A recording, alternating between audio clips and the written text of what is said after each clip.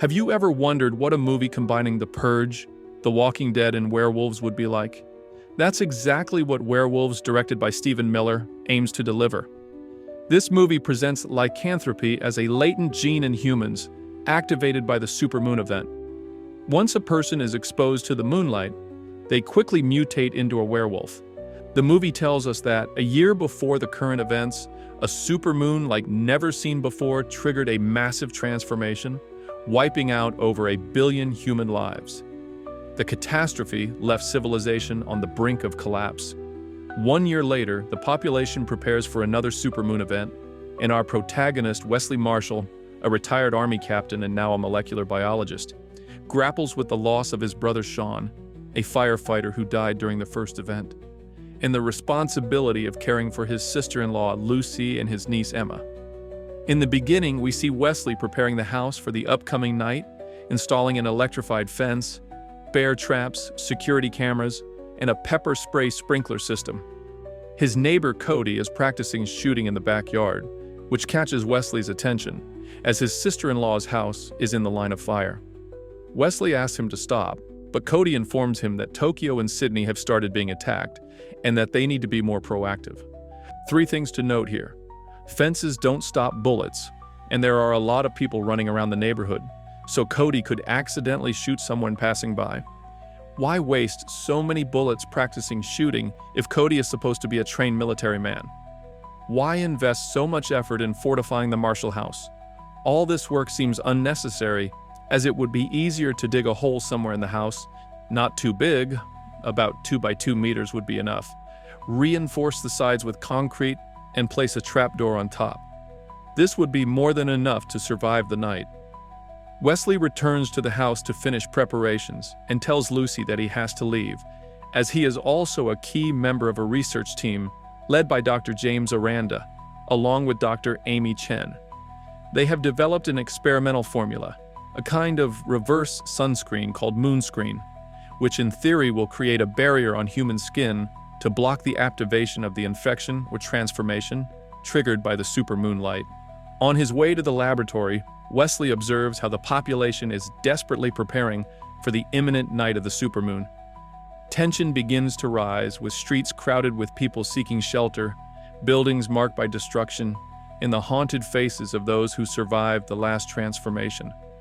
The city, already engulfed in chaos, becomes a breeding ground for tension and fear.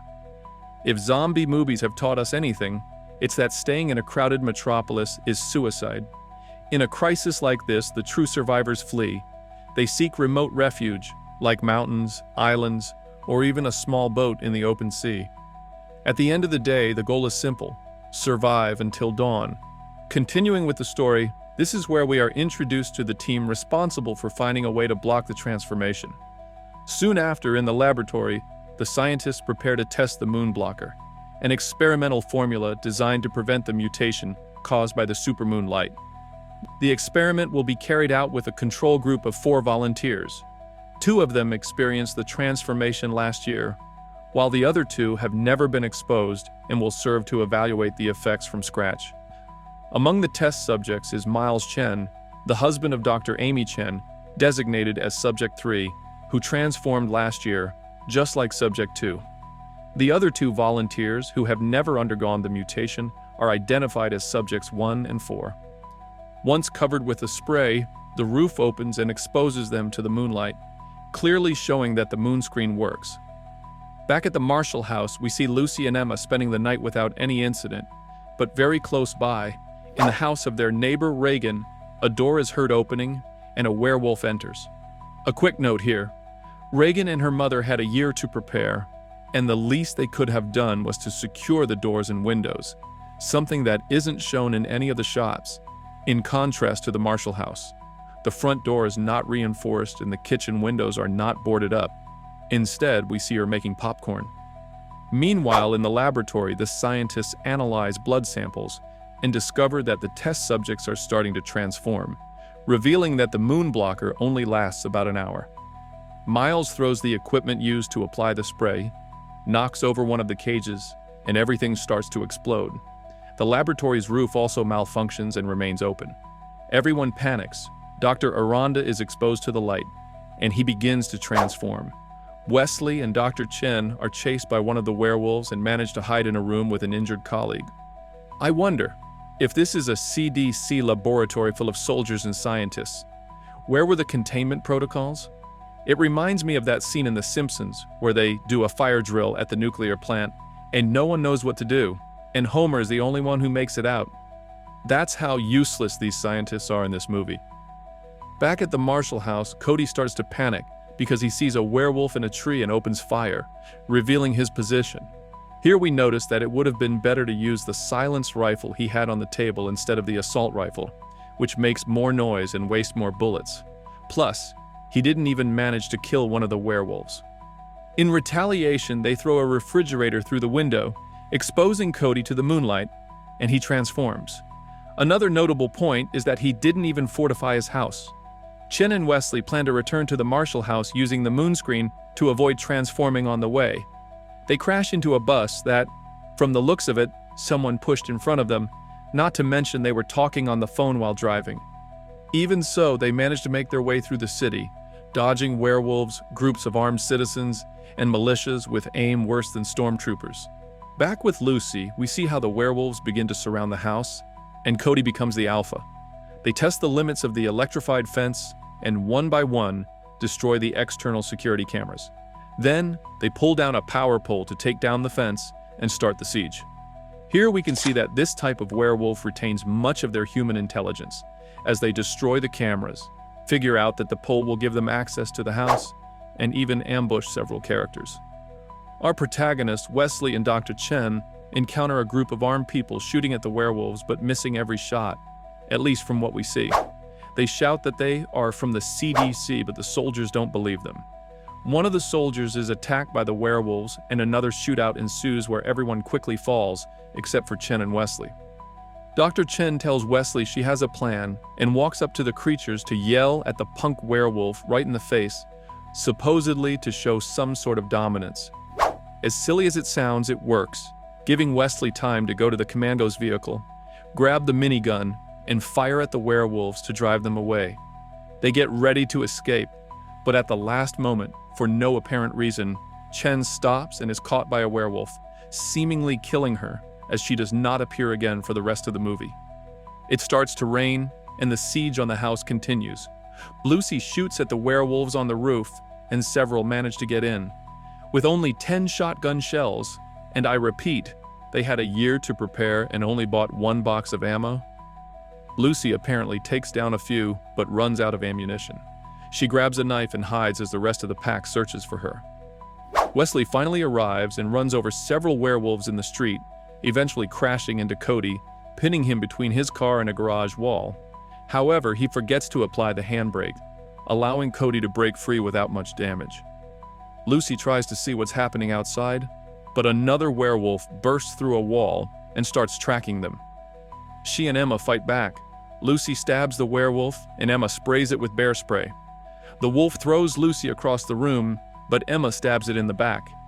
Meanwhile, Lucy grabs an axe that appears out of nowhere and embeds it in the back of the werewolf's skull, finishing it off. Wesley finally enters the house and sees Emma and Lucy. They barely have time to catch their breath when Cody charges at them. Wesley then gets the idea to expose himself to the moonlight to transform and fight Cody. Once exposed to the moonlight, Wesley mutates, and the fight begins. The scene is brief, but perhaps one of the most interesting in the movie. Finally, Wesley gains the upper hand and literally rips the head off the other werewolf. The celebration is short-lived as Wesley turns his attention to Lucy and Emma. They try to appeal to his human side, while Lucy finds one last shot for the shotgun and loads it. This scene shows that although the werewolves retain much of their human intelligence and memories, the bloodlust drives their actions, leading them to attack anything and anyone they see as prey. Wesley breaks through a brick wall, and Lucy continues to appeal to his human side, slowing him down a bit, but the attack continues. With no other options, Lucy prepares to shoot him. At the last second, she realizes that dawn is breaking and shoots out one of the windows, letting in the sunlight and reversing Wesley's transformation. This is how Werewolves end, a movie I had high expectations for, but in the end, it wasn't as good as I hoped. At this point, I'd like to explain a bit about the werewolves in this movie. Unlike traditional lycanthropes, who are more savage and primitive, the werewolves in this movie, as I mentioned earlier, retain some of their intelligence. Embedded in the transformation, they maintain a certain level of reasoning, coordinate pack attacks, and, in cases like the neighbor Cody, even hold on to personal grudges from their human lives. This detail gives them an interesting twist, as they are not just mindless beasts but also have no interest in controlling their bloodlust. In terms of their abilities, they have superhuman strength and speed, heightened senses, and they transform in seconds upon exposure to the supermoon light. They form hierarchies where the alpha leads and the rest follow, making them a real threat when they attack in packs. Conventional weapons are still effective, as long as you have enough firepower or a good axe if there's nothing else. With the rising sun, the transformation is reversed, and they all return to their human forms. Then there's the moon blocker, or moon screen, that can prevent the transformation for a limited time, though it's an imperfect and experimental solution, since covering yourself with a blanket also works. Some scenes suggest that deep emotions or reminders of their human life can briefly slow down the werewolf, giving the victim a few extra seconds to escape. The setting of Werewolves has a zombie apocalypse vibe with deserted streets, armed militias patrolling, and generalized chaos. Except that here the infection is not transmitted by a bite, but by simply being exposed to the supermoon's light. It's implied that the entire human population is capable of transforming. This movie has an interesting mix of global pandemic and fast-paced action, with werewolves that, despite their unrealistic costumes and animatronics, might be appealing if you love practical effects. Don't expect a horror masterpiece, but it's decent B-movie entertainment, especially if you enjoy a fast-paced plot with transformations and a tough protagonist facing a lycanthropic threat. In summary, Werewolves isn't the next great werewolf movie, but it delivers if you're looking for supernatural action, transformations, and a bit of violence. Is it worth watching? If you like werewolf stories and pandemic chaos, probably yes. If you prefer something deeper and more artistic, it might not be your best choice. But as always, it's up to you. Sometimes all you need is a bit of light horror. And that's all for today. I hope you enjoyed this video. If you did, don't forget to subscribe and share to support the channel. Turn on notifications so you don't miss any of my upcoming videos, and I'll see you in the next one. Hey, don't go just yet.